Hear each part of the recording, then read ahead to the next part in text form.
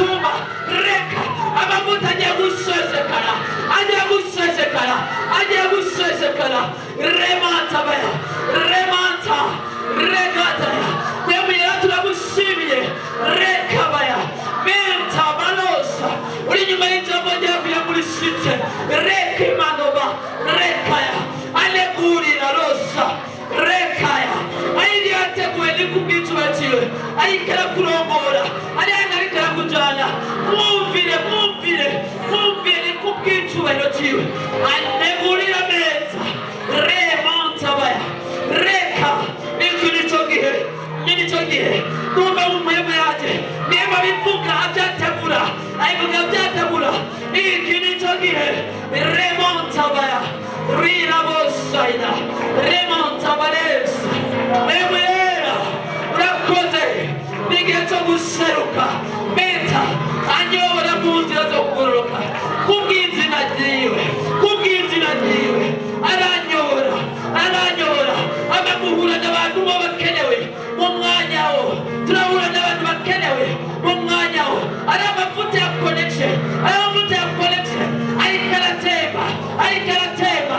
Ari umuntu ari amavuta. Ribosa. Ereketa. Eroba santabaya. Remontabaya. Igihe waragiye gukora. Mu biserebure hejuru mu misozi miremire. Niba yabikoze. Niba yabikoze. Arakeneye icyubahiro.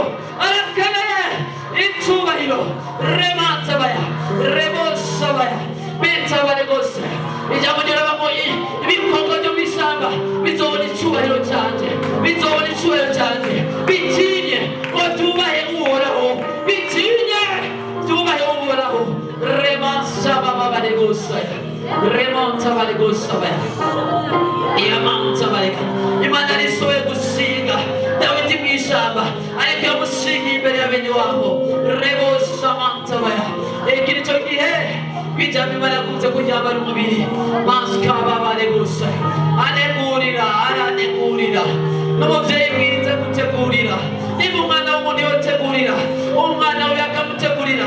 Ku ishuri atokwiga neza, akamutegurira. Bega, bega uhoraho. Bega ko muzi gutanga ingabire nziza muri babi. Bega so wanyu wo mu ijuru. Ndadusubiza kuha ibyiza. Abimusaba ibyo. Yesu araryoshe. Tugomba turi mu kwezi kwacu kwa Divine Connection. Ni ukwezi kudasanzwe. Ni ukwezi gutekeye guherekeje. Iryo jambo ubwaryo riherekeje harimo impwemu n'ubuzima. Ritekemo ubuzima, ritekemo impwemu, ritekemo ikintu cyose kugira ngo icyo rivuga risohore icyo rivuga mu buzima bwawe. Haleluya. Mwitege ama connection mashasha. Mwitege Imana ibakonekta ahantu hatandukanye. Kuko ni ijambo ry'Imana. Reba nta jambo rivuye ku Mana ribubasha. Si ijambo ry'umuntu. Tuduta yumva ijambo ry'umuntu tworiduta. Ariko menya si ijambo ry'umuntu, ijambo ry'Imana. Menya ngo ni ijambo ry'Imana. Nta jambo rivuye ku Mana ribubasha. Ndagomba tuze kwigira hamwe ijambo ry'Imana. Umusozo kwiga tugende buke buke mw'ijambo. Amen. Ndafise aho David ndafise hanza kumushikana aho mwe mu Imana bene data turi mu kwezi kwa connection divine. Imana iriteze. Haleluya. Iriteze kugira ngo iri jambo ijyame ku mubiri. Imana iguconnecte iguhuze n'abantu mu mwanya wahantu kanaka. Ivyo Imana iriteze kubikora ku buzima bwawe. Yesu ni mwiza. La sheketabaya. Zaburi 23 turahera ku murongo wa mbere. Dusome mu izina rya Yesu Kristo. Ufise Bibiliya dufashe gusoma asome anyarutsa mu izina rya Yesu Kristo. Zaburi 23 ku murongo wa mbere ashikari ku murongo waho wa gatandatu. Asoma mu izina rya Yesu Kristo. Uhoraho niwe mwungere wanje sinzokera. Uhoraho n'umwungere wanje nzokera. Anzagiza mu canya c'ubwatsi butotahaye. Andongorera iruhande y'amazi adasuma. Aremesha umutima wanje, ayobora mu nzira zo kugororoka kubw'izina ry'iwiwe. Mbere naho noca mu mwonga w'igitutu c'urupfu sinzogira ikibininya kuko ari kumwe nanje. Inyobozo yawe n'ubuhiri bwawe nivyo bimpumuriza. Unegurira ameza mu maso y'abasi banje. Wasize amavuta mu mutwe, igikombe canje kirasesekaye.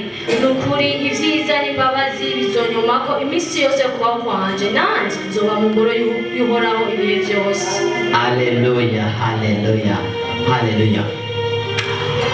Dawidi aravuga rino jambo, arivuga ryatabuye, ava ngo uhoraho niwe mwungeri wanje, ngo uhoraho niwe mwungeri wanje, acavuga ngo sinzokena. Ndashaka uze gutahura ikintu birivuga ngo uhoraho n'umwungeri wawe, bisigura ngo niwe muzigamye w'ubuzima bwawe, niwe mwungeri, niwe jejwe ubuzima bwawe, ni umwungeri w'ubuzima bwawe, ni umwungeri w'ibikwerekeye. Menya hari umuntu akwitaho, aguhanga amaso, agendera kuraba, kwitwararitse. Ndabivuga ngo ni umwungeri wanje sinzokena. Haleluya. Ntushobora gukena icyumviro kana, ntushobora gukena amafinansi, ntushobora gukena ikintu cyose. Ni umwungeri wawe, niwe mwungeri. Sinzi icyo ushaka ku buzima bwawe, niwe mwungeri. Yavuga ngo niwe mwungeri. Ushobora kuba n'amafinansi, zishobora gukena amafinansi, niwe mwungeri. Zishobora gukena horasiyo, niwe mwungeri. Zishobora gukena muri bizinesi, zishobora kubura bizinesi nokora, niwe mwungeri, niwe mwungeri. Avuga ngo avyagiza mu cyanya cy'ubwatsi butotahaye. Ndavuga ngo avyagiza mu cyanya cy'ubwatsi butotahaye. Si cyanya ni cyanya gitotahaye. Avuga ngo n'umwungeri ayiyumvira ko akanjana mu cyanya cy'ubwatsi cyateguwe gitotahaye. Haleluya. Turi kumwe rero, uvuge amen. Ngo avyagiza mu cyanya cy'ubwatsi butotahaye. Ni cyanya we yahejeje gutegura, akakujyana mu cyanya cy'ubwatsi we yateguye. Uhura n'umwungeri wanjye sinzokena, abyagiza mu cyanya cy'ubwatsi butotahaye. N'umwungeri wanjye niwe mwungeri. Sishobora gukena urubyaro, sishobora gukena umwana. N'umwungeri niwe bene data, nimba uhoraho, ndavuga ngo n'uhoraho n'umwungeri wanjye, si umuntu. N'umwungeri, n'uhoraho, menya ngo niwe mwungeri. Ni abona byose. Uretse ngo uri amaso yanjye iyo ntabona, urugutwi kwanjye iyo ntumva. Bene data, ni umwungeri. Uhora n'umwungeri wawe. Sinzi icyo ukeneye, sinzi icyanya ukeneye kakujyanaho, menya ngo niwe mwungeri. Menya ngo niwe nzogushikana aho hantu.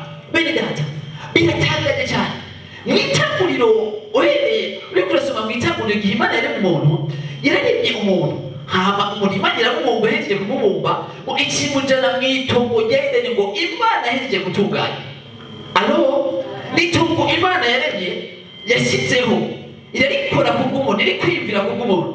Itanguriro 2 ku murongo wa 8 havuga ngo uhoraho, haleluya. Itanguriro 2 murongo wa 8, uhoraho Imana atunganya itongo muri Edeni mu ruhande rw'iburasirazuba, arishyiramo umuntu yabumvye. Amen, amen. Yaratunganije iryo tongo, atarishyiramo uwo muntu yabumvye. Bityo ngo uhoraho n'umwungeri wanjye sinzokena. Ndashaka kumenya ngo hari umurongozi w'ubuzima bwawe witwa uhoraho. Arazi iyo ariko arakujyana, mwemerere mujyane, mwumvire, wige kumwumvira. Ahantu ariko arakujyana ni heza cyane. Niwe mwungeri w'ubuzima bwawe, niwe mwungeri. Hari ibyo yateguye ku buzima bwawe, yarabiteguye. Abyagiza mu cyanya cy'ubwatsi butotahaye. Ndavuga ngo arabyagiza, arantwara, akabyagiza mu cyanya cyahejeje kwigwa ko neza, anjyana mu cyanya cy'ubwatsi butotahaye. Imana ikujyana mu cyanya cy'ubwatsi yatotahaye ku buzima bwawe. Haleluya.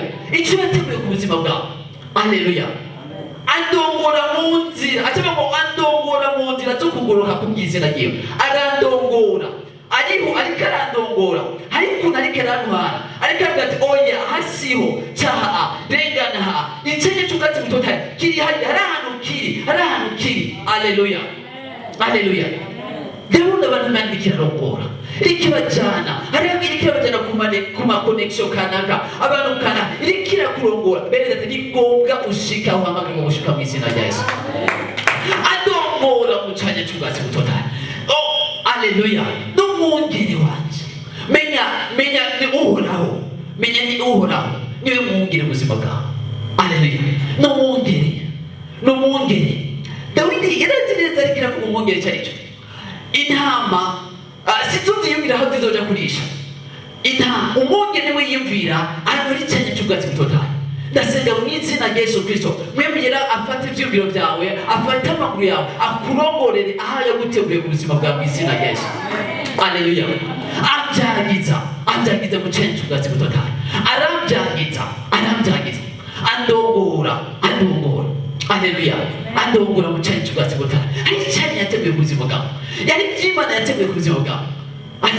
Muradaba hari igihe umwana w'umusore ashobora kubaka inzu akayubaka yiteze ko akumva muri harageze mahari akanayubaka iyo nzu atarahura n'umufyansa igategurwa byose mugabo hari umwana w'umukobwa kanaka yiyumviriwe ko kubw'iyo nzu Imana yabwa icyubahiro bigategurwa byose ibyarateguwe byanditsweho ku buzima bwawe.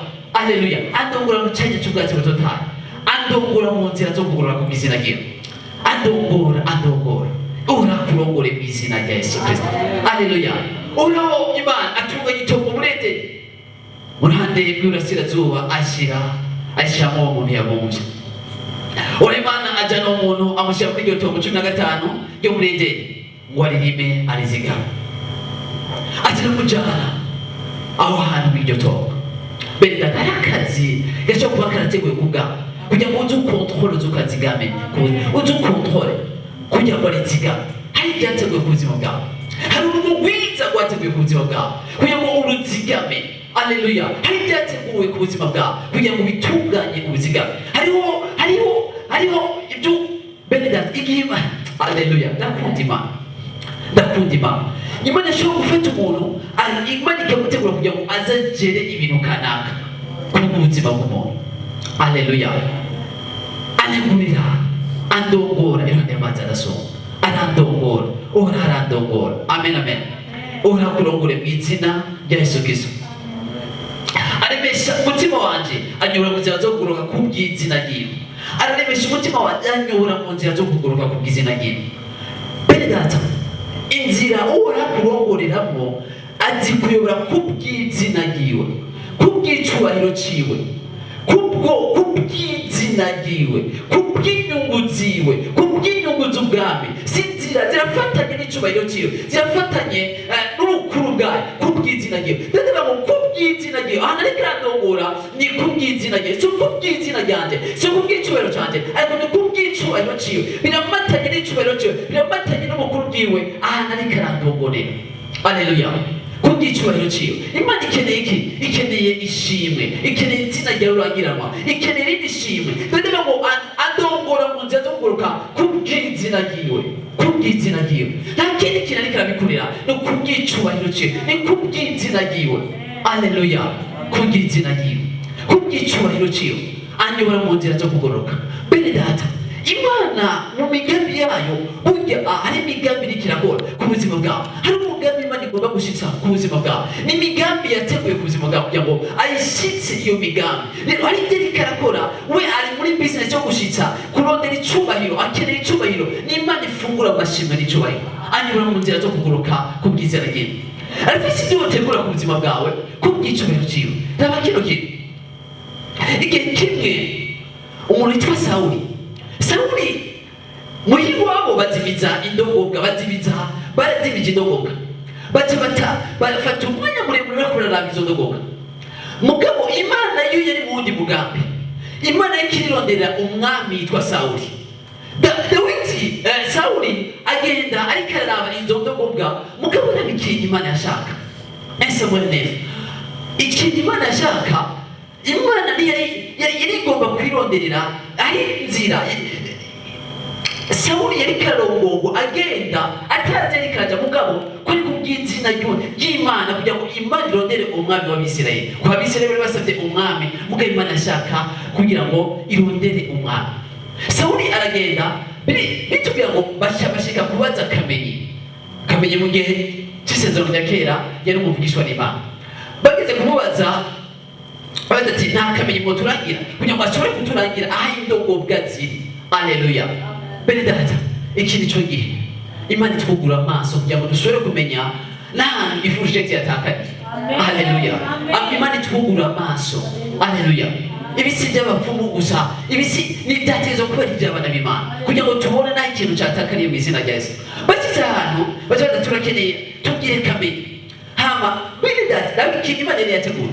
Imana ikibwira yari yavuganye n'umuvugisho n'Imana Samuel, aramubwira ati ejo nzokurungikira Sawuli mwene Kishi, niyaza uzomwimikisha amavuta. Sawuli we yariko aragenda kugira ngo arondere amubwire amakuru y'indogoga. Mugabo Sawuli akibona ngo ati ivy'indogoga ntibiguhagarika umutima zarabonetse, ariko wowe ngwino ndakubwire. Biva ngo bari bateguye amazimana, bateguye byose kugira ngo bagomba bimike umwami. Imana ihabwe icyubahiro. Reka tubasome mu izina rya Yesu Kristo. Haravuga ngo igitabo cya mbere cya Samweli 9:15 haravuga ngo haravuga ngo kandi umunsi Sawuli ashikayo Uhoraho yari yaraye abishuye Samweli. Reka mbere kuri 12 kujya mu mutabiri no muntu 1 Samuel 9. Reka duhere kuri 12 ndaze ndasimba baza gusomera muhira. Barabishura ati bati egome nguyu ari imbere yayo. Ndakunda kino kintu. Reka duhere kuri 11 kugira ngo tutahure. Bakiduga umusozi ngo bashike ku gisagara bahura n'abigeme bavuyeyo baja kuvoma. Barabaza ati mbega kamenyi ni hari? Barabishura bati egome nguyu ari imbere yanyu, ariko munyaruke ntihagishika mu gisagara aze nuko abantu bagira batagimazi ku mpinga y'imisozi. Raba kino kintu nabi no connection niho agishika mu mwanya babibarejeho ntibagize kontreta. Bene data ni byiza ko ugendera mu mugambi w'Imana ngo ntihagishikayo. Bahuye n'abantu bati ntihagishikayo kumbure bari kuza ava avuga ati mbega si hari, bagaca bacika gukora intege bagaca basubira inyuma. Mugana mu kino kintu barabakize egome nguyo ari imbere yanyu, ariko kunyaruke ntihagishika mu gisagara azanye nuko abantu bagira batagimazi ku mpinga y'umusozi. Nimwashika mu gisagara muca mubona ataraduga ku mpinga y'umusozi kurirayo, kuko abantu badashobora kurya ataraza, kuko ari we ahezagira imazi maze abatowe bakabona kurya. Nuko rero nimuduge muca mumubona ako kanya. Nuko baraduga waje gusangira. Bagishikayo baca bahura na Samweli avayo waduge ku mpinga y'umusozi. 15. Kandi ku munsi Sawuli ashikayo Uhoraho yaraye abishuye Samweli ati ejo nk'amagingo nkaya nzokurungikira umuntu avuye mu gihugu cy'Ababenyamini, uzomwimikisha amavuta abe umwami w'abantu banje b'Abisirayeli, nibazokiza abantu banje abakure mu maboko y'Abafilisitiya, kuko nitegereje abantu banje kandi ubutaka kwabo kwanshitseko. Nuko Samweli agikubita ijisho Sawuli, Uhoraho aramubarira ati ehe nguyo wa muntu nakubarira, uyo niwe azoganza abantu banje. Nuko Sawuli yegera Samweli aho nyene mw'irembo ry'igisagara aramubarira ati ntabara undagira inzu ya kamenyi ayitumbereye. Samweli aramwishyura ati erega ni jewe nyene kamenyi, none ho gituje ku mpinga y'umusozi, kuko uyu munsi muri busangire nanje, maze mu gitondo nzobarekura musobanurire n'umutima wawe byose. Kandi kubya za ndogoga zawe zimaze 3 zizibiri ntiziguhagarika umutima zarabonetse. Mbega iby'igikundiro byose byo mu Bisirayeli bikwende si wowe nyene n'inzu ya so? Maze Sawuli aramwishyura ati mbega si ndi Umubenyamini, ari wo mu miryango mutoya hanyuma y'indi miryango y'Abisirayeli, kandi inzu yacu siyo ntoya hanyuma y'andi mazu yose y'Abenyamini? None niki gitumye umbarira bene iyo? Maze Samweli ajana Sawuli n'umuntu wiwe abigiza mu nzu kuzimaniramo. Haleluya. Sibe kuri 24. Nuko umusuku azana igikene cy'ubuguru n'inkenyure zacu agitereka imbere Sawuli. Maze Samweli avuga ati ehe ngibya wateguriwe, shyira kufungure kuko ari wabiteguriye gushitsa igihe cyashinzwe kugira ngo usangire n'abandi bahamagawe nk'uko umunsi. Haleluya. Bene data andongura mu nzira zo kugoroka ku izina rye. Sawuli we yari karagenda agenda agiye kuraba indogobwa zazibiri. Mugabo Imana yari mu wundi mugambi. Imana yari kiramurongora kugira ngo imushikane, imutware, mushikane hanaza kwimikirwa ngo abe umwami. Andongora mu nzira zo kugoroka ku izina rye. Imana ikurongore. Bene data igihe cyose ni byiza turi ku kintu cyo kumvira ama instruction, icyo mwemera instruction agenda araduha, ni byiza kugenda urazikora. Zishobora kuba zidatahuritse, mugabo mwemera ukumva uburongozi bukurongorera ahantu kanaka, umvira bivuga ngo ababaye intama zanje bumva ijwi ryanje, barumva ijwi ryanje, emerera mpemu yera urongorwe na mpemu yera. Ahantu ariko arakujana ni heza, ariko aragenda agucisha nubwo umenya ntubitahura, menya ngo ari ahantu kanaka ariko arakujana.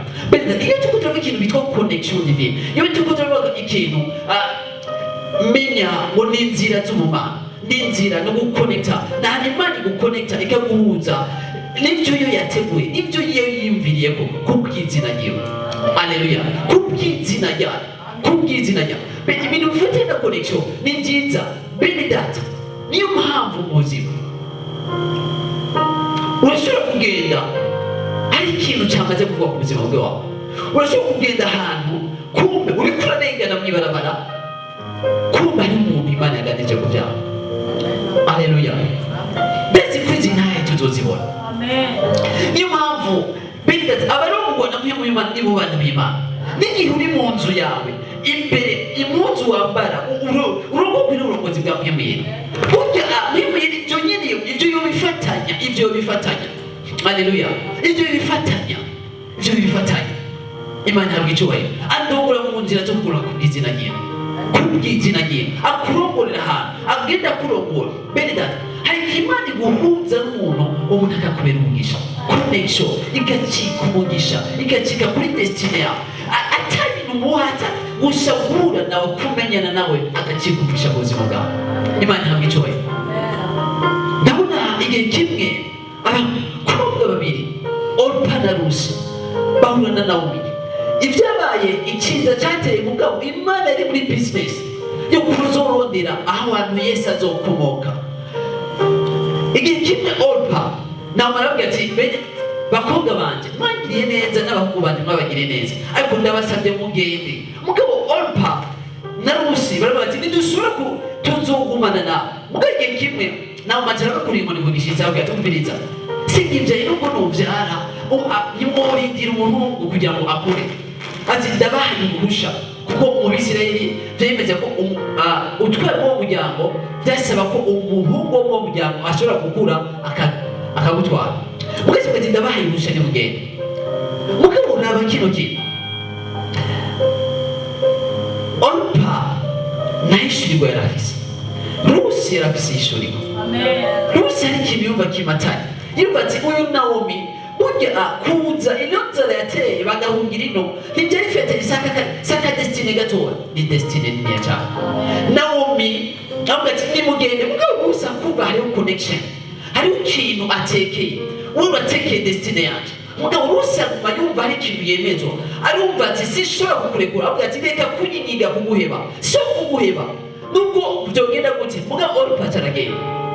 Iswari yiwe ntitwasubiye gukurikirana, ariko turazi neza ko Yesu yakomotse mu inakuruza cya Rusi. Imana ntabwo icyubahiro. Bene data, Imana ishobora gukonekta. Imana hari ikintu ishobora gukurikirana rondera. Imana ishobora guhuza abantu ku gusa. Imana ntabwo icyubahiro. Ndasenga mu izina rya Yesu Kristo, umugenzi adakenewe abe ku nzira yawe, abise umugenzi akenewe wikimaze ku buzima bwawe. Haleluya. Bariko baragenda Rusi ashobora kukurekura, reka kunyiginga kuguheba. Imana yawe nizo Imana yanje, aho uzogwa niho nzogwa. Yarazi neza hari ikintu yumva, ushobora kuba uri kuragitahura no kumva hari ukwemezwa, hari ikintu kanaka. Bene data, hari abantu muri destiny Imana ikunzana akaba umugisha wawe. Rero Rusi aravuga ngo tuzobana karamata gushika gupfa. Haleluya. Hari abantu Imana iguhuza uwo muntu akaba afise price ku buzima bwawe, ari we urufunguzo ku buzima bwawe. Imana iduhuze nabo mu izina rya Yesu Kristo. Haleluya. Imana iduhuze nabo. Bene data, narabwiye igihe kimwe hari umuntu ashobora kwanza ikibanza ni byiza ko udetekta ukamenya abagenzi. Aha rero ndacakarongo ukamenya abagenzi badakenewe ukabasezera. Ubonye ngiye shima Imana, hari impamvu agiye nturire ntugire iki. Bene data, umwe nigeze avuga ngo ubonye ishami rivuye, niba hariho ibabi rivuye ku ishami, menya ko hari irindi rigira neza kandi rifise ubwiza ritotahaye. Imana ntabwo icyubahiro.